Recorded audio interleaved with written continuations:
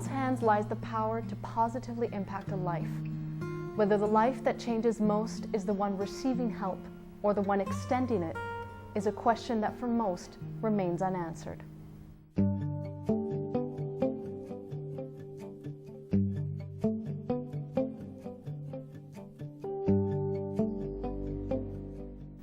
Hello and welcome to Catholic Focus.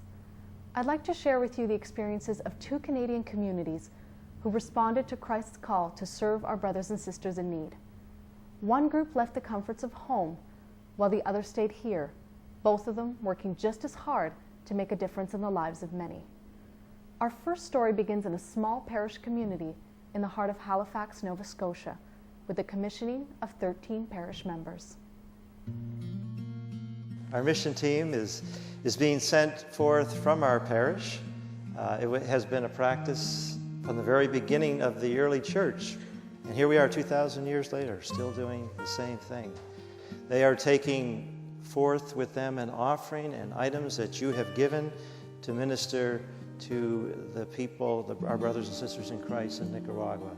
And both of us will be enriched by that experience.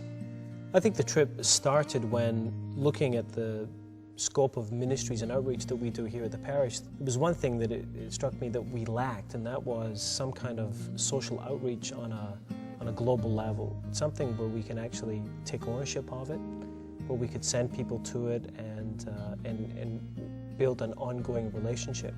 We had the founder of Hand in Hand Ministries, Wayne Fowler, come to visit us one weekend, and that certainly prepared us a little bit more for what we're about to experience.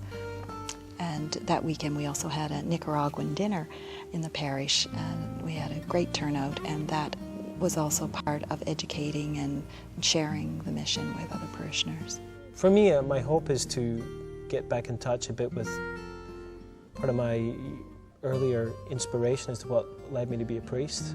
At the time I felt called very much to work with the poor, and I've realized as I reflect on these last 10 years as a priest that you get caught up in administration and running parishes, and I seem sometimes to have drifted from that original interest that I had or sense of call. So I'm very interested to see what will happen there. I'm expecting to be amazed and appalled and uplifted, but I really don't have any expectations per se of what I'm going to see.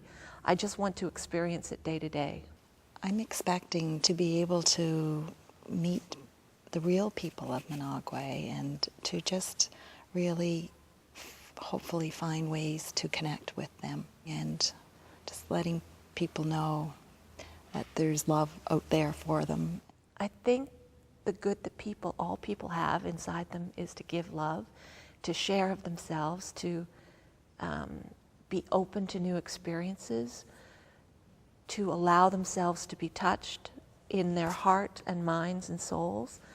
I think we all feel sometimes that we're hard done by, but not really. It really is about spiritual renewal, because I know that it will be a very spiritual week and experience. And also, I guess on a social level too, there is nothing like going to a country to better understand what their experience is. I live a very comfortable life, and I'm kind of half terrified as to what's going to happen to me when I get rocked a little bit, to see that there are so many other people who live very hard lives. I think I'll just play it by ear and go with the flow. And I mean, we're going to build things, and people are going to benefit from our presence, and so I'm going to put ego aside and do my best to deal with everything. I know that we're going with God's love and care, so it's all going to be all right.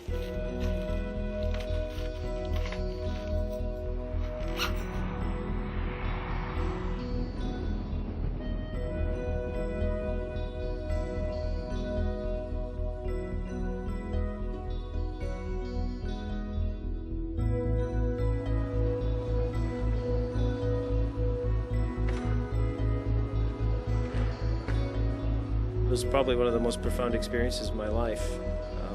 It was amazing.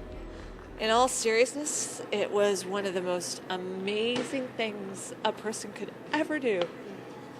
Wouldn't you say? Oh, yeah. Yeah, it was just It brought tears to your eyes. every day something special happened.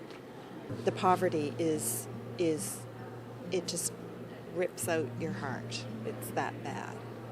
But the children were wonderful. They come up and big hugs and hola, hola, and they just loved having us there. And I understand so many of them aren't touched; they're never hugged, and so there were more hugs than I can can count this week. Managua seems to be a very, very poor city, and so there was little beauty anywhere except in the faces of the people.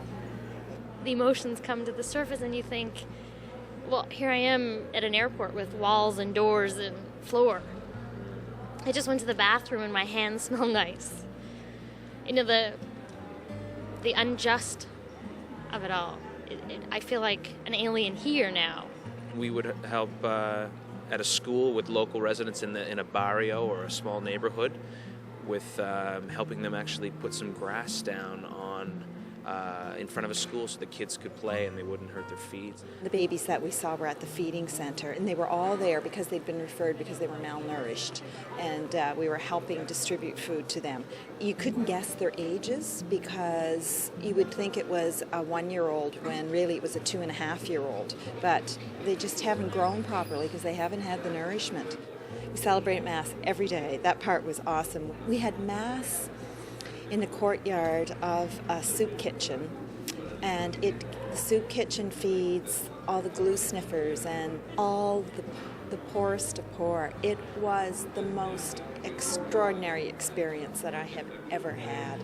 They surrounded the table, the altar, because I don't know if someone had ever seen such a apparition, in the courtyard of their soup kitchen. It was just dirt and an old scraggly tree and a fire burning where they had gathered up the garbage because the Canadians were coming. When I go up to the altar and genuflect now, it'll be the same.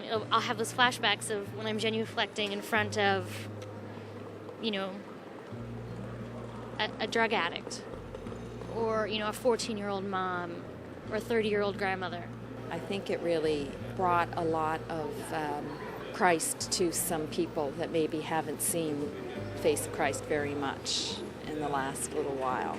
I've never had a congregation like that before.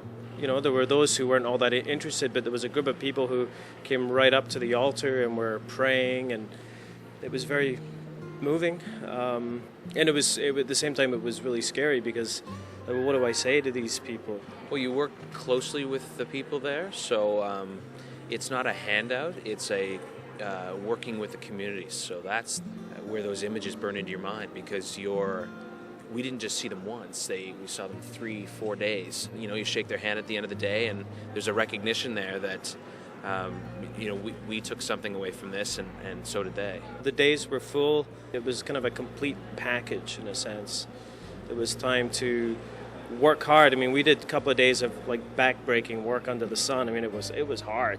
And then there was times of enjoyment, going to a swimming pool with the boys from the home, and yesterday we went to a lagoon area and went to the beach. There was times of visiting the different programs, visiting in the homes. So there was a real diversity of things that we did. They were giving you so much, and yet they're thanking you for your presence. And it's almost felt selfish on our part to accept all that generosity from them, We're on the dump. I can't even articulate that pain, the smell of the stench of the garbage burning, and then the trucks coming, and the sound of the big trucks backing up is a signal for these people that there's food coming, that it's time to go to work, and they start scavenging, and there's vultures, and there's this mound of garbage and the Nicaraguan flag and vultures circling around it. The visuals are so accurate.